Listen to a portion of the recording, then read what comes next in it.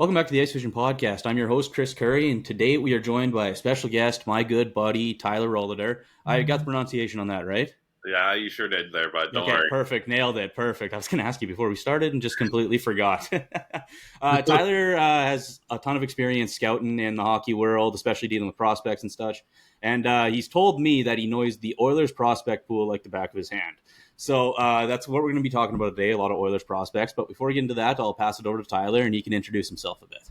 Yeah, absolutely. Thanks for having me on, Chris. I appreciate it. I cover the Oilers for the Win Column Media Group, and I do pretty much 90% of their prospect material.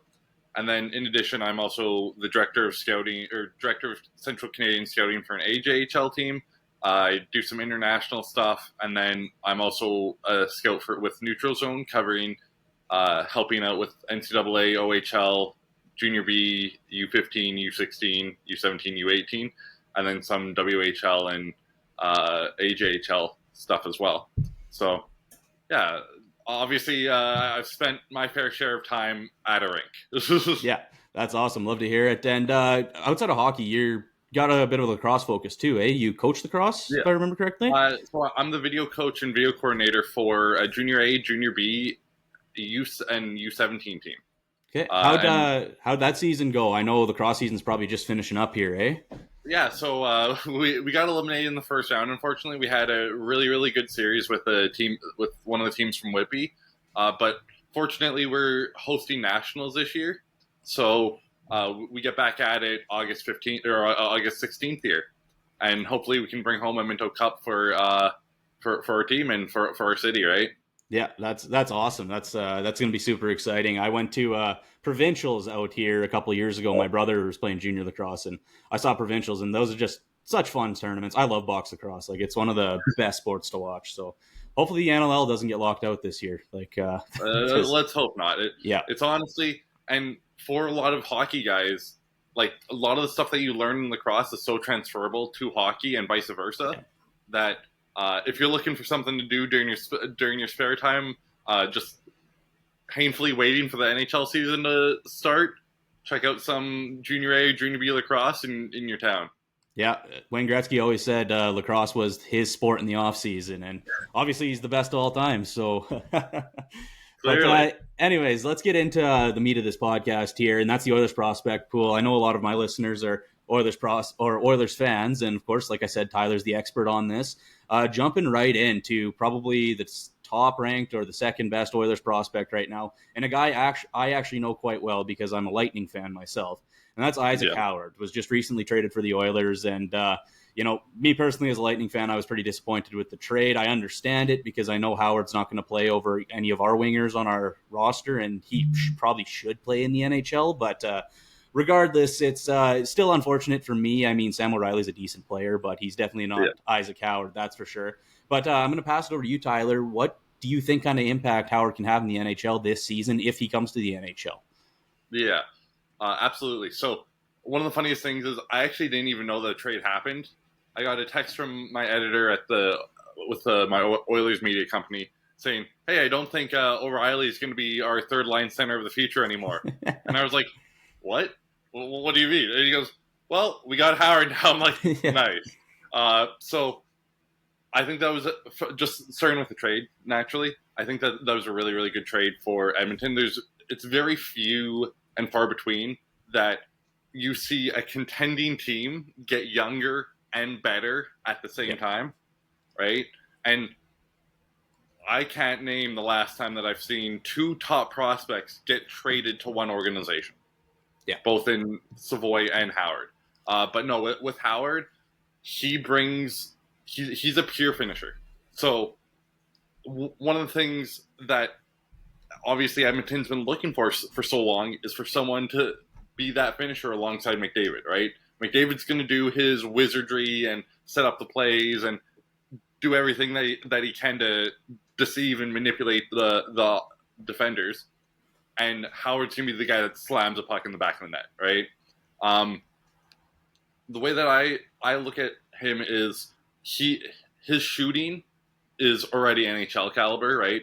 So he's got a really good deception in his shot, a really solid release point. You see all of the fundamental mechanics in his shooting just go through the roof. So an arm release, solid hand-eye, he can be that one-timer for McDavid and just power through the roof. What did you watch much Howard this last season? What really stood out to you? To me, again, like you really touched on the shooting. Obviously, the shot Yeah. is the biggest part of his game. Another thing that stuck out to me though was the skating, and that's something Yeah. that's going to really benefit playing next to McDavid as well. As he's just an outstanding skater. He's got great straight line speed, good agility, kind of four directions, good mobility, and can beat guys one-on-one. Now, at the NHL level, I think the better defenders might be able to box him out a little bit easier. I don't know if he's got that high end of a skill, but as an off puck, contributor, as a guy that's kind of just taking the right routes and getting into the scoring areas, he is the perfect fit for a guy like McDavid because he can keep up with McDavid, right? Yeah, and I think you touched on that perfectly there. His skating was going to be the next thing I mentioned. I didn't want to say it all at once, like word vomit. His skating is absolutely solid. He's got great mechanics. If you watch even the small things like his ankle flexion, his lower body flexion, it's solid. He can definitely keep up with pace. And honestly, even on the Michigan State team last season, he drove the pace a lot of the time, and he's a consistent off puck threat. There's so many times that I saw him be like the late trailer, and because he was a late trailer, no one expected him to come, and boom, puck's in the back of the net, right? And you mentioned like even his agility, his edge work. He can turn on a dime. He's the ultimate complementary player for McDavid, and I think both his skating and his shooting combine to make him a pretty good offensive threat. And what it blends well with is his compete level. His hustle is second to none, and even he doesn't play that active of a forecheck in defensive transition, but what he does do is he gets into plays and disrupts opponent breakouts quite effectively and quite frequently. And then kind of just relating back to what we've all talked about already, his offensive pressure generation is just great. And for those reasons, he will be a very good complementary player for McDavid. Yeah, definitely. And you touched on something I wanted to bring up as well, and that was his kind of his compete level, which I thought, again, I agree is a very good compete level. But the one question mark I think I had with Howard was his defensive awareness. And you touched on it a bit with the forechecking, but especially in the defensive zone, one thing I found is he does get floating from time to time. He likes to cheat for offense every once in a while. And just in your opinion, do you think that's going to be an issue at the NHL level, or will playing with McDavid and spending a lot of time in the offensive zone kind of just mitigate that negative effect it might have? So, like, the one thing that I really noticed with him too is across the season, he is positionally responsible when it comes to defense. So, like, as I said, on the forecheck and back check, he gets those good angles of attack. He gets to where he needs to, and he disrupts play. And in defensive transition, he's a lot more solid than he is in zone defense, right? In zone defense, he serves as mostly the high forward. He's quite passive, and as I said, he's positionally responsible, but that's what all he's got going for him when it comes to zone defense. And one of the things that is a little bit concerning about him is he tends to cheat plays quite a bit. So he'll start skating before his team's even got control of the puck or has started the breakout. But as I said, where he's a threat is he's got those rush instincts, so that kind of plays in. I would say, Chris, if you're looking for the concerns around Howard, I would say it's the senses. The senses, yeah. Both offensively and defensively, which might be a shock. I know he scored 52 points or whatever and won the Hobey Baker, right? But just one thing that's very evident with his play is his scanning frequency and his on ice awareness isn't super great, right? So his play processing has some issues, and this is where, like, before I'd even watched Howard, I was kind of probably like most fans. I was like, what? Why isn't Tampa letting him play in the NHL? What? Mm. And then I watched him play. I'm like, oh, yeah, he could use some seasoning in Yeah. the AHL at least, because like just his pressure awareness isn't super great either. So he'll make plays into pressure. He'll kind of generate some of those turnovers, right? Like this last season, on average, he generated 6 turnovers per game. Yeah. And that's in comparison to 3 takeaways per game. So like almost double the rate. And that's definitely not a promising area. Yeah, definitely won't fly in the NHL either, right? Like No. that's a major concern for the Oilers team, I would say. And why I say he's the perfect complementary player for McDavid is his hockey IQ isn't the best, because I don't know, like if you notice this, but he tends to force a lot of plays.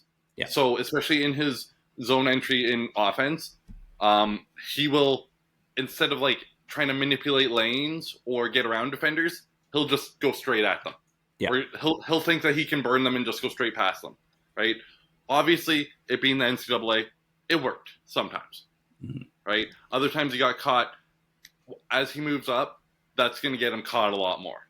Especially that type of decision making is a little bit of an area of concern. Overall, I still think he projects as probably a top 6 forward, 100%. Oh yeah, definitely. It's just a matter of, can he get the can he not force plays? Can he be a little bit more aware?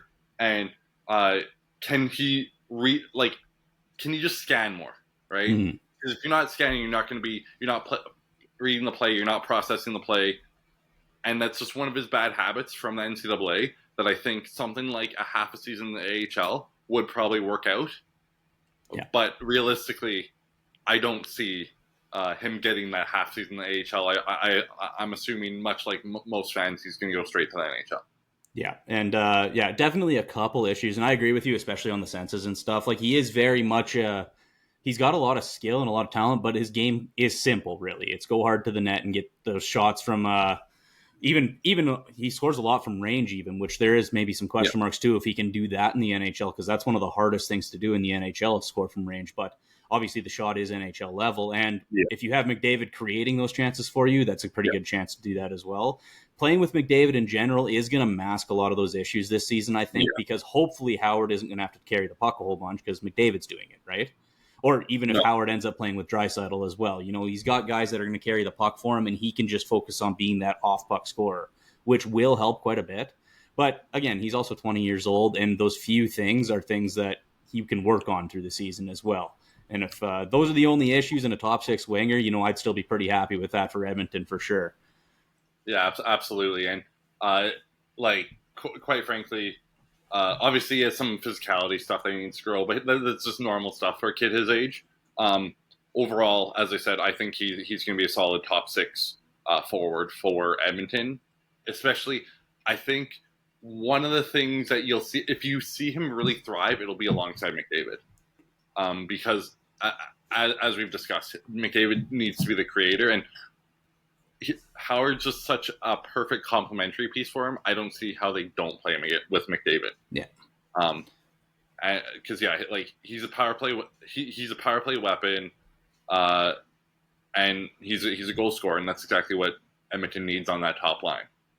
Yeah, for sure. And moving the other way now, talking about Sam O'Reilly, the guy going back to Tampa. I have seen very little of Sam O'Reilly. The most I saw of him was really in the Memorial Cup, and I thought he looked very good with the Knights through most of the season, but definitely, like I said, I was a little disappointed with the return, mostly because I think O'Reilly is a few years out from even contributing to the NHL, and Tampa kind of needs players to help now. But you've obviously seen a lot of O'Reilly, I would imagine. What are your thoughts on the player? Yeah, so as I kind of mentioned, O'Reilly has that top 9 potential, I believe. I think he's a solid third-line center. He brings good energy, good compete. His skating's pretty solid. It kind of mirrors Howard a little bit in that sense, where he's a high-pace creator. But unlike Howard, he's much more of like a defensive first type of guy, right? So like some things that I really noticed about O'Reilly is he's a really high compete level. His instincts are there, and he has good puck skills. Right? We never even really talked about Howard's puck skills, but they're there. They're not one of the showcases, but they're there. And O'Reilly, I think O'Reilly's probably another year or two out. So yeah, like I think it's fair that you're concerned about Tampa's window and getting players to contribute in there because yeah, it's a very fair assessment. Is I think O'Reilly's probably another year out. Um, Mm-hmm.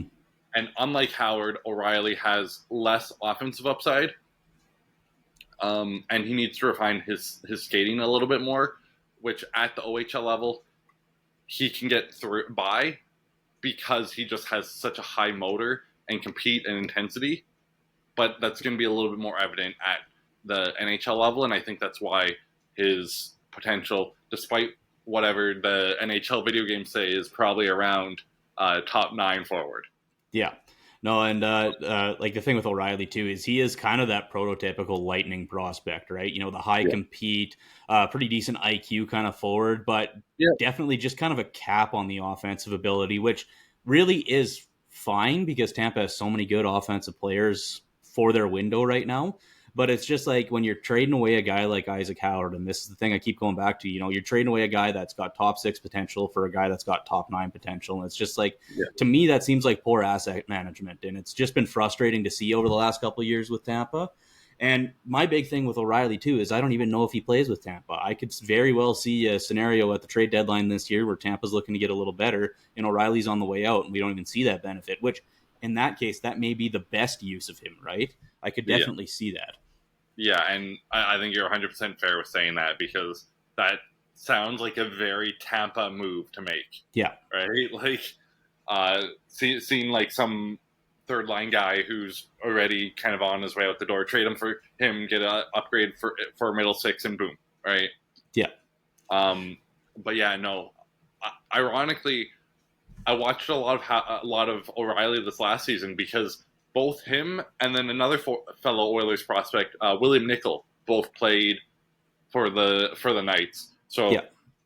definitely watch my fair share of the Knights, and more on Nickel as we progress through this podcast, I guess. Yeah, for sure. We'll get to him later on. But before we get there, there's another guy we want to talk about. And like we said, Howard is probably a top 2 prospect for the Oilers. And the reason we say top 2 is because this guy, Matthew Savoy, I think is just going to be outstanding in the NHL level. Everything I've seen of him looks so good. His short stint in the NHL last year, I thought looked great. I was shocked the Oilers didn't give him more of an opportunity as the season went on. But yeah, he's just a great player. Kind of an undersized, skilled winger, but he's got a high compete level, wins a ton of puck battles. And just outstanding skater too. You know, his edge work, the way he protects the puck along the wall and can kind of create plays coming off the half wall. I don't love this comparison, but it kind of reminds me of even like a Seth Jarvis almost in the way he plays the game. And that's just one of my favorite players to watch. I love those types of players. So yeah, like we said, Howard is probably a good bet to be in the top 6 this year. And I could also see Savoy being in there, which that youth movement in Edmonton could be huge for them. But what are your thoughts on Savoy? Yeah, absolutely. And ironically, one of the reasons why I never really mentioned Howard being on that line with Draisaitl is because that Podlodskin Draisaitl pairing is so good, and then you throw in Savoy, and boom, that you got your second line, you got your secondary threats there. Savoy, I might be in the minority when I say this. I think Savoy is still their top prospect. Yeah, I think Savoy is Edmonton's top prospect. Howard probably comes in at number 2. Savoy, however, I feel like he just plays a lot more of a complete game. Yeah. Right? So, like, my elevator pitch for Savoy is he plays that speed-based playmakers game, but he also has an element of two-way forward to his game. And overall, he's highlighted by high-quality skating, high-end senses, really good puck skills, and a really high compete. So, really, there's not much downside maybe outside of the physicality, right? Yeah, the size and the physicality are really the only knocks on this player, but like at that point, and we saw it a lot this year in the NHL draft.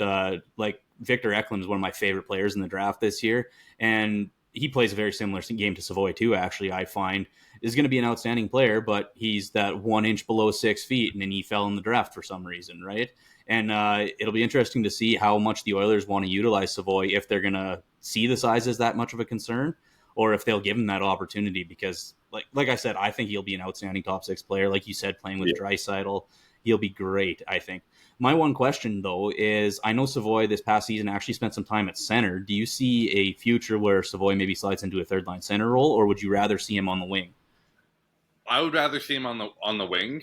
I think in like in an event of an injury or some sort of circumstances like that, maybe he slides in at center.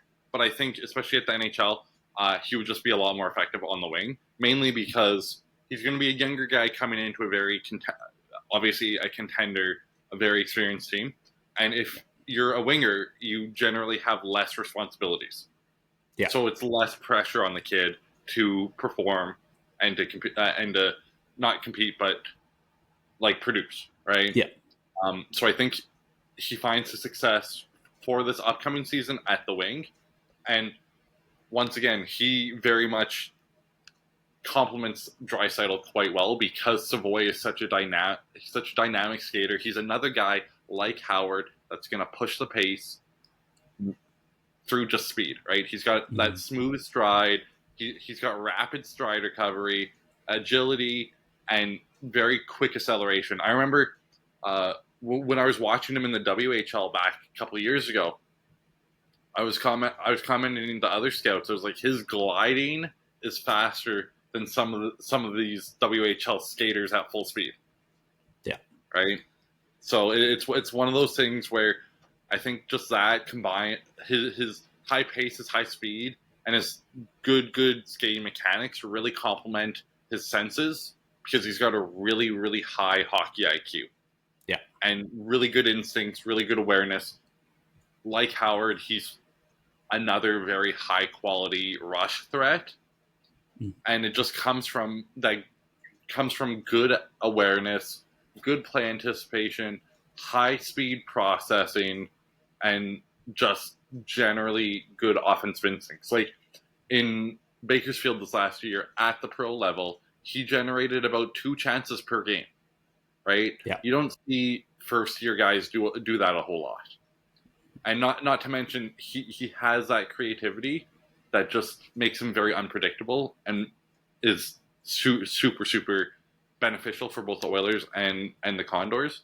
And I think one of the things that does make him stand out from Howard a little bit more is his two-way game, right? Mm-hmm. So he's a threat on both special teams. Yeah, like he played 3 minutes and 11 seconds on the power play for Bakersfield last season, but he also played like a minute 25 or a minute 30 on the penalty kill every game too. Yeah. So that makes him much more of a larger all-around complete threat and player for the Oilers. Mm-hmm. And one thing too with Savoy that really stood out to me, and in comparison to Howard, is just the way he generates offense. I find like he can do it multiple ways. Like we kind of talked about Howard, he's kind of one dimensional. But like I kind of mentioned, Savoy's good at coming off the boards and creating offense through his playmaking and kind of protecting the puck along in the corner and along the boards. He is one of the best puck retrievers I've seen in a prospect. Like he's got a great first touch. It doesn't matter how the puck is bouncing off the boards. He can control it very easily and create offense just out of a situation where most players are fumbling the puck. And that to me is something I really look for in a player when coming to the NHL. It's just being able to make a play quickly and not fumbling the puck or anything is very important because the game's so fast, right? And then obviously we talked about the skating and everything, like he can generate off the rush as well. So just being, he may not be as high end of an offensive player or have as good of a tool as Howard has with his shot. But I think overall, and you touched on it with the IQ as well, Savoy is just a much more well-rounded player. And so I definitely agree. Do you think he's going to get some Calder love this year? Do you see a top 3 finish potentially? I mean, this rookie class is going to be crazy this year. That's the thing. It's such a stacked rookie class that, like, really outside of Montreal there, anyone could finish anywhere, right? Yeah. And it poses a very interesting question because we talk about Savoy's overall completeness, like as you touched on his puck skills, just his handling, and one thing I really noticed too is his vision, right? So his breakout identification, his play ID, just really high end. So that can play into his point production, but at the same time, where Savoy is a more complete player, does Howard just get more points because he's playing with McDavid? Yeah, exactly. And that's Right? Like, that's an interesting question too, actually. I do wonder, we have seen a bit more of a trend towards more two-way guys in the Calder voting as the years go on. Obviously, Macklin Celebrini was just outstanding last year on both ends of the ice. One of the best forecheckers in the league, is the youngest guy in the league. So, there is a bit more of a trend that way, but ultimately, the offensive defenseman in Lane Hudson won the Calder, right? So there is definitely still, it's going to come down to offensive production. And I do agree, like, Howard might just end up having that production. And for that matter, a guy like Ivan Demidov, who's going to get a ton of opportunity in Montreal, or in my personal dark horse favorite for the Calder, Zane Parekh, I think is going to get a ton of opportunity in Calgary to produce. So, yeah, I do agree. I think there's going to be a challenge for Savoy to maybe win the Calder this year, but it really just comes down to the opportunity. Like, do you think Savoy will get time on the power play in Edmonton, like time with McDavid and Draisaitl on the power play, or will he be more of a second unit guy this year? It all depends on circumstances too, right? Like that Oilers power play is just stacked as it is. So does the head coach there think, oh, maybe we'll give this kid a chance? Does Howard get? That's another question, right? Does Howard get power play time and then Savoy doesn't? Yeah, and exactly. Then that helps with point production even more, right? I think there's a world that you see them get power play 2 time, but obviously that's not the main threat in Edmonton there, and that's probably not going to be the unit that provides most of their offense or most of the time on ice, at least when it comes to power play. So yeah, I think there's an element that he does get special time. I know I was hearing that the coaches were looking at using him on the penalty kill, so he might get some special time there, and then that can further his development even more, right? Yeah. No, definitely. And again, like I said, I think Savoy is the best prospect in the Oilers right now. I kind of agree with you on that. And it's pretty exciting because for sure Howard and Savoy will play in the NHL this season, and that's really helpful to Edmonton. We didn't even really touch on it, but like Edmonton doesn't have a lot of cap space, so having guys that can come in and play on their top 6 that are on entry-level deals is crucial as well for them, right? Yeah. So yeah, that is very exciting to be fun to watch as an Oilers fan this year. Well, I'm not an Oilers fan myself, but I'm sure you are, and plenty of Oilers fans that will have a lot of things to be excited about this season. Moving on to another prospect. I don't know where you have this guy ranked, but most rankings I see have him ranked about 3rd in the Oilers prospect pool, and that's Bo Akey. Now, this is a guy, again, I haven't seen a ton of them. I mostly focused on the 2025 draft last year, but I have seen enough of Barry, mostly watching Kashawn Aitchison, that I have gotten some views of Akey. He's a great skating defenseman, I think. He's just inconsistent, has been my opinion on him every time I've seen him. When he's on and when he's going, he looks like one of the best skating defensemen, puck-moving defensemen in the OHL. But I know injuries have been an issue, and he's kind of hampered his development over the last couple of years. Where do you have Akey ranked, and what do you kind of see him as in the coming years? Yeah, absolutely. And ironically, you mentioned me being an Oilers fan. I am not an Oilers fan either. Oh, so we're doing this to love the game. But no, so when it comes to Akey, I in my media company had him ranked as the 5th best prospect for the Oilers this upcoming season. Mainly because one of the main concerns that I had with him is this season compared to last, I've kind of seen a little bit of regression, which isn't typically a good sign for those younger guys. Yeah. He's still obviously a very promising defenseman, and he's one of those guys that I think it's very interesting because, and I have a theory on this, Chris, if you'll indulge me. Going back to his earlier years when he wasn't drafted yet or was just drafted, the NHL video games had him as an offensive defender. Really? You know what the public perception of him is now? That he's an offensive-minded, puck-moving defender. You know what he isn't? He's not that. Yeah. He's not that. So it's very interesting to see the public perception of him is different than like him as an actual player. Mm-hmm. And the thing that everyone says about him is his skating. Yeah, his skating is real, right? He's got good posture. He's got good fluidity. He's got really, really good acceleration, and he can be an absolute burner when he does activate. Mix that in with solid lane creation. He is a breakout asset. It's once you get in the zone that then it gets a little bit more iffy. Two other elements that really stand out are his physicality and his compete. Right, just his balance, his ability to absorb hits, and his ability to throw hits and get that good body positioning on attacking forwards is really, really solid. Right, his compete, his off puck like pressure and positioning is solid. He's got a really high motor, and he's got very high frequency activations, right? So that's where some people might mistake him for an offensive defender.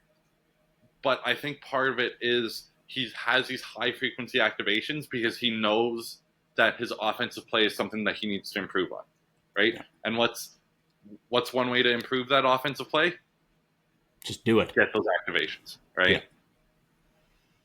Yeah, absolutely. And like I said, I haven't seen a ton of him, but like I've watched Barrie quite a bit this year. And the one thing to me too is, like I said, I watched a lot of Kassan Aitchison, and it's like, just for me, I'm watching Bo Akey and then I'm watching Aitchison play, and I'm like, Aitchison's 2 years younger and he's doing a lot of what Akey's doing. And it's just, that was the major concern for me with Akey, is just, like you said, the kind of regression from this year to last year. Obviously, there was injury issues. I believe he was injured most of last season, right? So that is understandable. But it definitely hurts the projections a little bit when Akey was, who should be probably the best defenseman on his team with Barrie this year, but he wasn't. He was arguably the second best or third best defenseman on the team this year. So I can understand where the concerns are. That being said, though, like you mentioned, the skating is great, and he does activate a lot. It's, like you said, in the zone is when he tends to kind of not fall apart offensively. He just doesn't involve himself as much. But the thing I do like, though, a guy that activates a lot in the rush, and like you mentioned, the physicality and kind of being able to shut opponents down at the blue line, is I do think there's defensive upside with that. Good defensive play in the NHL really centers around a player skating, and Akey has that in spades, right? So if he can focus on that, maybe he's not the power play quarterback that fans think he's going to be in years to come for the Oilers. He's not the Evan Bouchard of the future, so to speak, but he is going to be a good, in my opinion anyways, he'll be a good like top four contributor, good two-way impacts, and be a positive impact in the NHL, though I do think that is probably a couple seasons out. Yeah, and like even with his defensive side, like his gap control, because his skating and his compete is so high, he has really good space management, really good space usage, and like just something as simple as blocking lanes off. So then it reduces the danger of these rushes, right? He does that very well, and he's very positionally responsible, even when he is out of position. Because of his skating and his motor, he can get right back. And in the defensive zone, I think one of the things that's really underrated with him is his risk assessment and his like tie-ups and box outs and just overall defensive awareness. It's very solid. But as you said, the one area that he needs growth in really is his offensive awareness and his play creation. And then secondarily, I think his puck skills could definitely use some more growth, just to help with his vision. Because right now, like this last season, he passed a lot into pressure, and he's generally just a little bit uncreative with the puck. Yeah. So if that's something that he's going to have time, he's going to be another season or two away at least from competing for a full-time roster spot.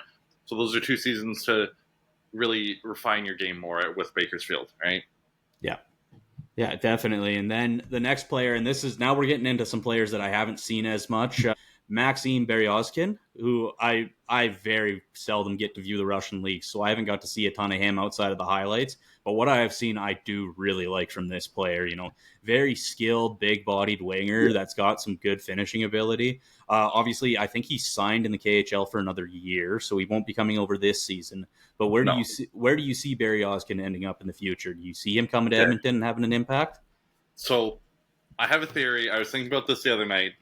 I think one of the reasons why because he had a stellar year in the KHL this year, and he's definitely grown since his draft year. I think one of the reasons why he didn't sign this year is because if he signs at the age of 23, he has to sign a 2-year ELC, Yeah. right? If he signs at the age of 24, he can sign a 1-year ELC. Oh, that makes sense. So then I think, and like he's right to be a little bit worried because say he signs a 2-year ELC, he comes over and then they sign him to Bakersfield and he's like rotting in Bakersfield, right? Mm-hmm. He then has to suffer that for another year. Yeah. While if he signs a 1-year ELC, comes over, they don't treat him right or they don't put him where he thinks he deserves, then one season done, boom, back to Russia, right? Yeah. With him, I'm high on him.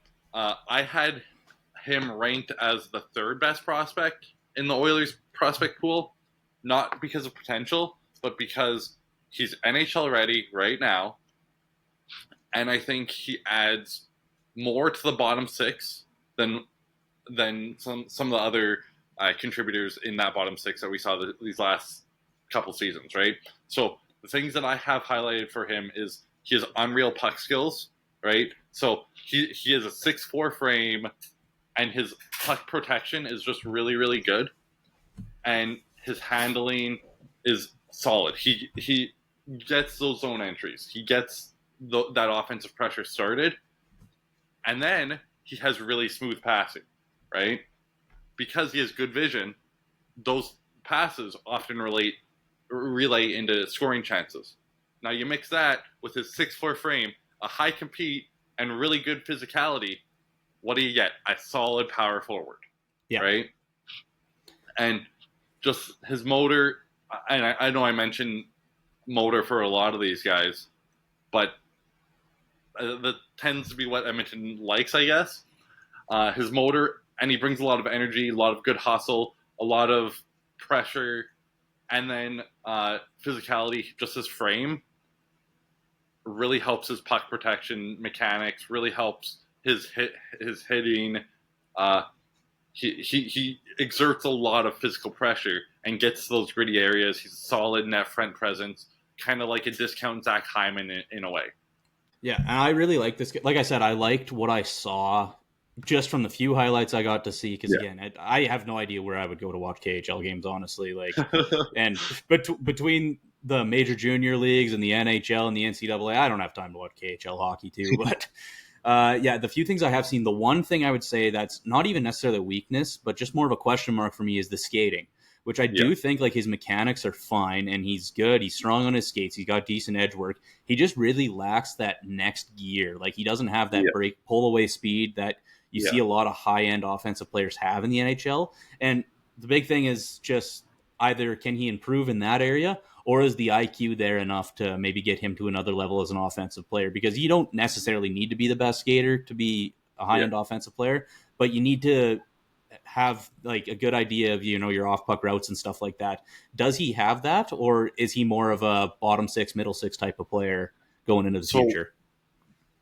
I'm typically more conservative on my projections. Yeah. I see him more as a bottom 6 guy, where he's like a solid 4th line, possible 3rd line guy, mainly because, as you mentioned, his skating just isn't there. And his stride looks a little bit grindy, which kind of hints at like a lack of depth in his actual stride. And then if you like watch it, some of his mechanics, his skating his like actual stride is shorter, which provides a shorter extension, which then produces issues with acceleration and power generation and all that kind of stuff. So that's where a lot of those shortcomings come from there. And then just the senses in general, like I think that's another barrier, but like they're kind of average, right? Like you're not getting it.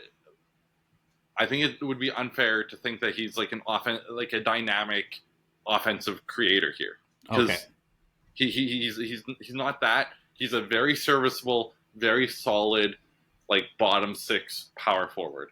And I think like something just like his play anticipation and his defensive instincts and play driving are three areas that he could really improve in his senses to make him even more like able, right? Yeah. And I think in events of injury, I think he does jump up to that third line, play with Nugent Hopkins or whoever's anchoring that third line next season or in a couple of years. But overall, he like just the senses kind of remain basic, right? So it's basic risk assessment, basic awareness, not bad, just basic, and there's nothing Yeah. wrong with that. Yeah, absolutely. Okay, fair enough. Moving on here. I didn't even realize how much time we're spending. That's good, though. Great discussion. Moving on, we'll talk a bit about Quinn Hudson. This is kind of the last guy that I've seen quite a bit of. Yeah. And he's just a great player, I think. He's kind of a high IQ player, but if you're expecting the smooth skating that his brothers have, you're probably not getting that from him. He's just a high IQ, good, kind of defensively responsible winger, Yeah. I would say. And he's good to get in dangerous areas and he can finish plays, but he's definitely not, either of his brothers in the sense that he's going to be a high-end contributor in the NHL. But to me, he seems like a pretty good depth piece. I don't know if you have any thoughts on him. I know he was just signed by the Oilers in the offseason, I believe, right? Yeah. Yes, absolutely. So he spent last season with the Boston University Terriers. Yeah. There he was. So Boston University has, like, I want to say 11, 12 NHL draft picks, like high NHL draft picks too. And on that team, he still averaged 17 minutes and 6 seconds of time on ice, 313 of that being on power play. So that shows you just the testament to his ability if he's beating out a lot of these NHL draft picks for that time, right? And I think he kind of, you touched on it there too. Like, I think he's a very good offensively minded sniper who kind of thrives as a touch and go offensive guy, right? He doesn't hang on to the puck that long, but my elevator pitch for him is I like his senses, his passing skill, and he has some shooting ability with hard to miss motor. Mm-hmm. Yeah, definitely. And the one thing I will say too, when you're projecting players like this, you see these undrafted players get signed a lot, and especially, out of the major junior leagues, you see it.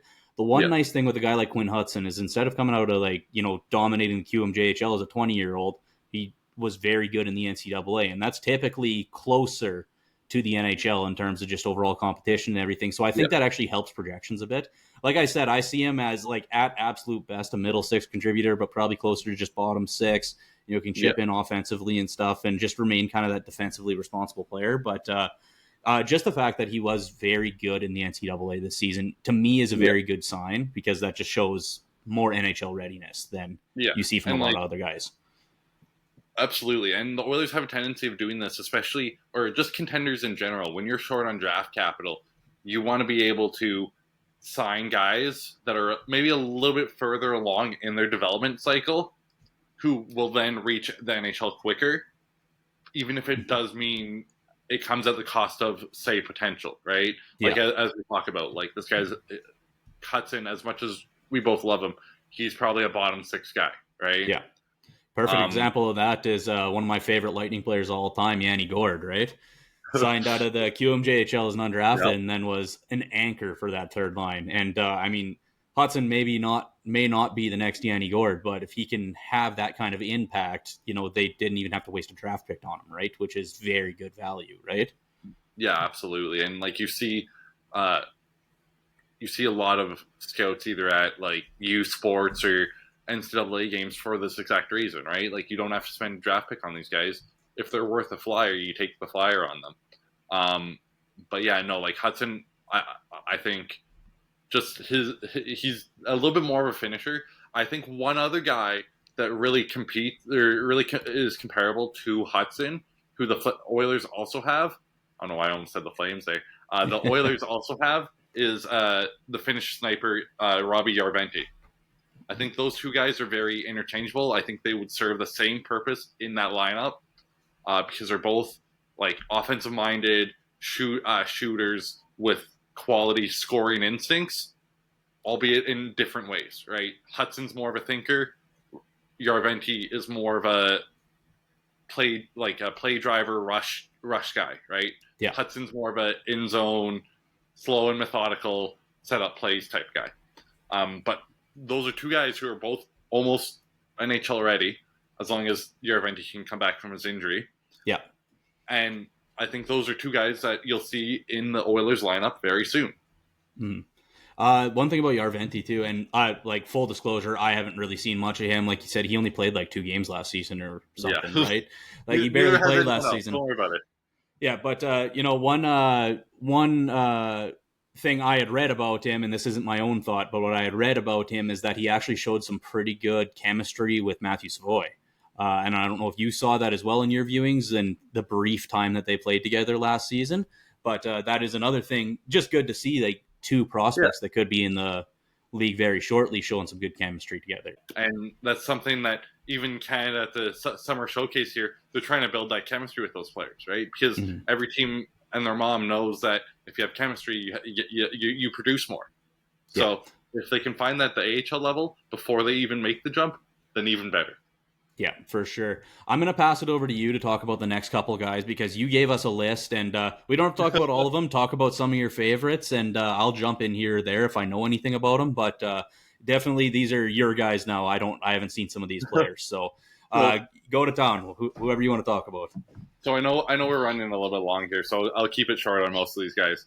No. But William Nickel, I think he has the potential to be a dark horse for the Oilers. We mentioned him earlier. He plays for the London Knights, and with the London Knights, there's going to be a lot of graduations this year, so he's going to get a lot of opportunity this upcoming season, and that's going to be make or break for him. He was a 7th round pick in 2024, so like low draft capital invested, pretty high return. I think I see him more as a top 9 guy, which is pretty solid for a 7th round pick, but just his senses, his compete, and his like pass selection are all really, really good. He has really good offensive awareness and playmaking. And then we always talk about center wing. This guy's a natural center. He has a really good face-off form, so he has a low center of gravity, and he's very much more of a quick draw. And unlike some of the other undersized guys, Nickel has a physical element to him. So he can absorb play, he can absorb pressure, he can absorb hits, and he has solid balance, so he's not going to lose his momentum. But no, overall senses, his timing, his playmaking, and his offensive instincts stand out. Compete, he has good play disruption, hustle, and a good energy forward. And then some of his drawbacks would just be about average skating, average shooting, average puck skills in most regards. So, like, you know, the growing pains of a normal late round raw prospect. Yeah, for sure. One other guy, and I don't know a whole ton about him, and you don't have him written down either, so I don't know if you want to talk about it or not, but is Connor Clattenburg. And that's a guy that I've seen a little bit, and the reason I want to talk about him is he seems to me like a guy that Oilers fans are just going to fall in love with if he can ever make it to the NHL, because he's just, he's a physical, hardworking forward. He loves to fight. Like, he's that kind of player, but he does have, like, he's a great skater, and he does have some legit upside, probably as a 4th liner. But what are your thoughts on Clattenburg? Yeah, absolutely. I think you kind of echoed them to a T there. I think he's more of a 4th line guy, but he's an absolute wrecking ball.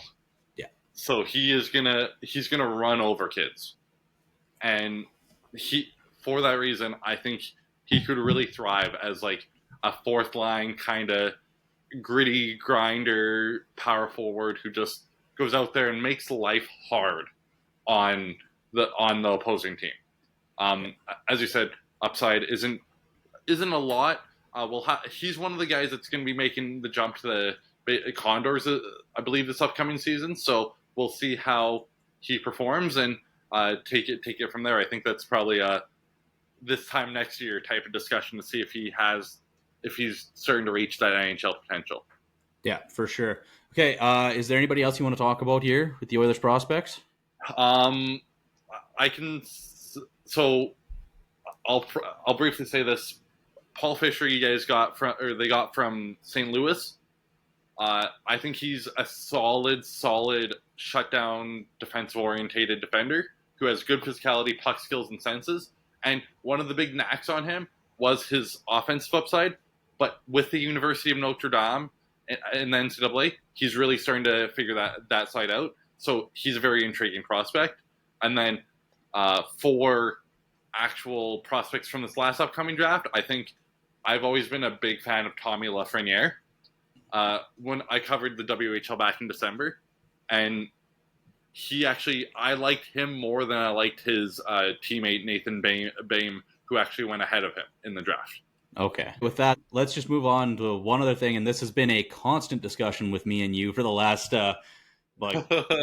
basically almost a year, it feels like, since I've known you. I think we've been talking about the CHL and NCAA and just the CHL losing all their players. Roger McQueen just left to go to Providence College now, and just another, especially from the WHL, it just hurts me as a fan of the WHL. It's just lost so many players to the NCAA, and you got some numbers written down here. I'll let you read them out. Just the amount of players that we've lost has just been crazy. So overall, there's been 88 commitments from the OHL. 54 of those are for next season, or for this upcoming season. And think of the guys that are going, right? Like there's a lot of guys who are early picks who are foregoing all of their OHL eligibility to jump to NCAA. Yeah. Mainly Porter Martone, and like that Brampton squad's going to be completely different. Yeah. Luke Misa, the goalie, I can't pronounce his last name. Ivan Kovic, are you thinking of? Or? Yes. Yeah. And then in the WHL, 125 players have committed. That hurts. 87 of them are for next season. Mm-hmm. Okay? And when I think of the WHL commitments, I think of the Victoria Royals, right? Just decimated that squad. They lost 7 players to the NCAA. They also lost one to European Pro, but that's here nor there. And most of them are 16 or 17-year-old stars. Yeah. Right? So think of Cole Renshi, Keaton Verhoff. Yeah. Like, they're not going to be the same team. Definitely not. They were supposed to be up-and-coming contenders, and now they have to rebuild again, right? Yeah. Yeah, especially the Royals. Like, I watched their playoff run last year. Reshny was outstanding in the playoffs. He had close to 40 points, I think, in 3 rounds or whatever. Was one of the top scorers. Like, launched him up draft boards for a lot of people. And then, Verhoff is probably going to be the first defenseman taken off the board in 2026. So, like, it's just it's painful. It is very painful to watch. There's a Saskatoon Blades player. He's not going next year. He's going the year after. He's 2026 eligible. But it just hurts to watch, right? Like, the Blades are my favorite team in the CHL that I watch. But it's like, what can the CHL do? Is there a way they can start keeping these players? Because there's no downside to go. It's the better developmental league. A lot of these guys, like, there isn't a team in the CHL, I think, that could throw $700,000 at Gavin McKenna the way the NCAA was able to do it. Like, I just don't know what the options are for the league. Yeah. So I don't know how many of your listeners are from Quebec, but I think if you're from Quebec, there's a little bit more chance that you see some of your stars stay, because, like, with the QMJHL, there's only 65 commitments, which is like half the amount of WHL guys, right? And 35 of the QMJHL commitments are 2025. So that's mostly like overagers anyways, right? Yeah, it's going to be a hard path for the CHL. But I think one of the things that would benefit them is if they kind of just lean into the fact that they are now a feeder league for the NCAA. Yeah, that's ultimately what it is, right? And ultimately, what's going to happen is the league's going to get younger. You're going to lose a lot of your star power, and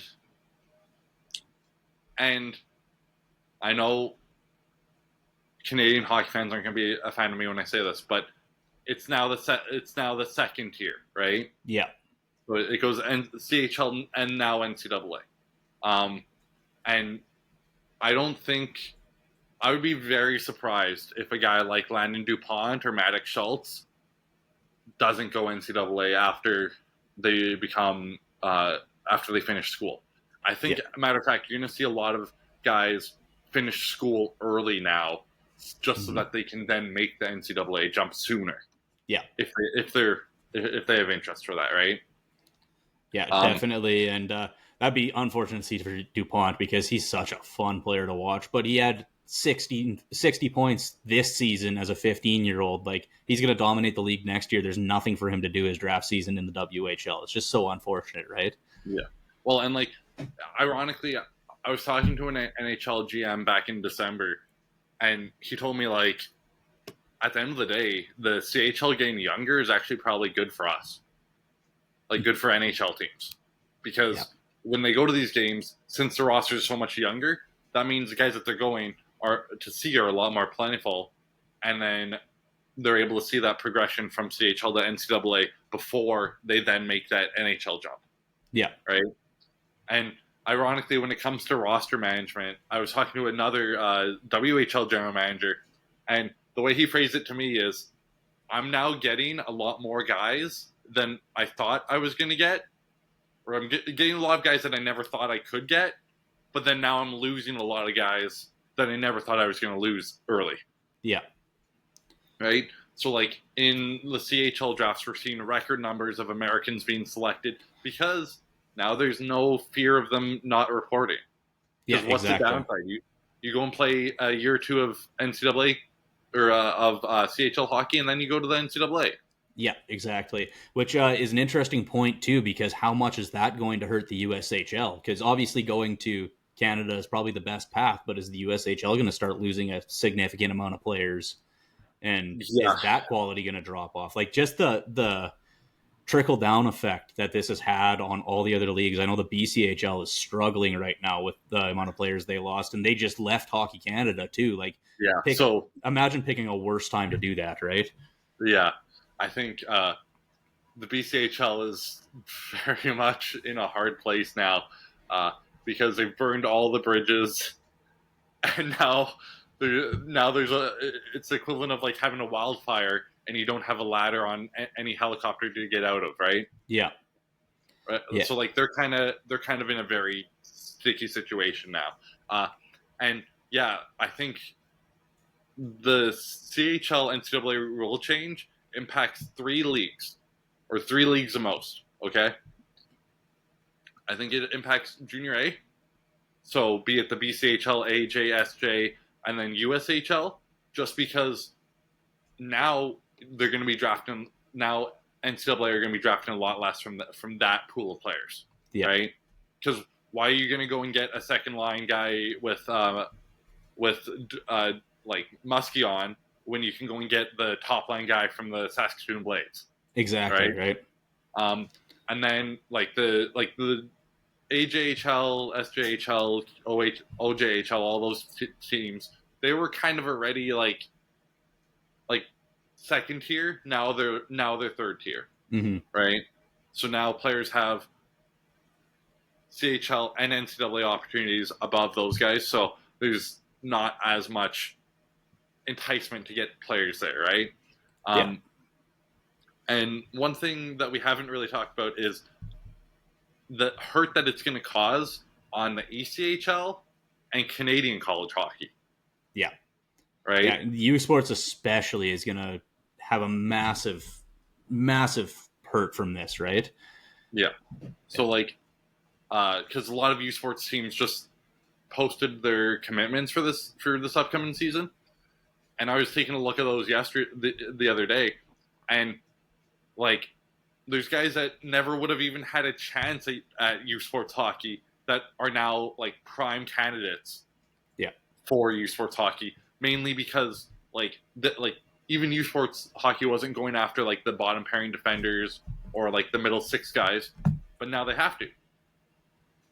Yeah, absolutely. So yeah, another league that it's going to hurt is the ECHL because players had to either choose if they were going to go pro or if they were going to go like to U Sports. And now, what's the point of going pro if A, you're going to make more money in the NCAA, and B, you're going to get an education out of it? Yeah, exactly. Right? Like there's no reason for guys, unless they absolutely hate school, to not go NCAA now. Which, I mean, some of them are hockey players, so I could definitely see that. But no, you're absolutely right. Like, it's just especially, I didn't even think of the ECHL. That's a pretty good shout. That league is really going to struggle. At least the ECHL can kind of fall back on, former NHL players that just can't cut it anymore, right? Like Yeah. they aren't just reliant on prospects coming up. They have kind of that trickle down from the NHL as well. But yeah, like the USHL, U Sports especially, and that's so unfortunate because U Sports is some of the most fun hockey to watch, in my opinion, especially for the price to watch it. You can go watch your local U Sports team for $15 and see a bunch of former major junior players, right? And now it's going to be watered down. You're going to see junior A and some junior B players in there. And I mean, it's still probably going to be good hockey, but just compared to what it was, it's unfortunate, right? Ultimately, though, and I do always say this about the NCAA and CHL thing, we talk a lot about the bad and all the leagues that are going to be hurt by it, but it is probably a good thing for the players, ultimately. Just having that defined path through it's almost assuredly better for most of the players, I would say. Can I just say one thing? It's good for the top 10%, but it's going to be the bottom 90% of players that are seeing that are not benefiting from it. Right? That's true. Yeah. So, like with youth hockey, one of the biggest mentalities is you try and keep players playing for the longest you can. Yeah. Right. And then that way, like it translates to their adult life. They learn lessons, all that kind of stuff, right? With this, you're now giving the top 1% of 1% of players pretty much free reign to go wherever and do whatever. Yeah, that's right. So it's actually reducing the amount of players that are involved in elite hockey by like a drastic number, which will have negative consequences for both USA Hockey and Hockey Canada. Yeah. But as you said, like those NHL guys, they get more development. The top 1% of the top 1% benefit a lot, or top 10% of the top 10%, right? Yeah, that's true. I didn't even consider that, but yeah, that makes sense.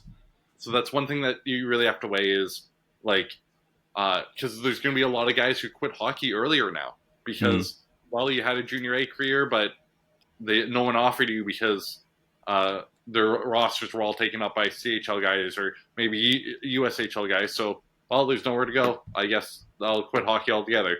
Yeah, that's true. And to that mention too, a lot of junior A guys were going and getting scholarships in the States to get an education, and now that opportunity isn't there, which is definitely unfortunate for them as well, right?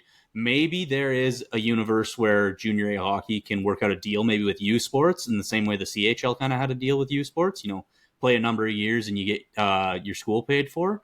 And if they could do that, maybe that would be the new feeder system. But still, like you said, it has, and I didn't even consider it until you mentioned it, but it has absolutely closed some doors for a certain number of players, for sure.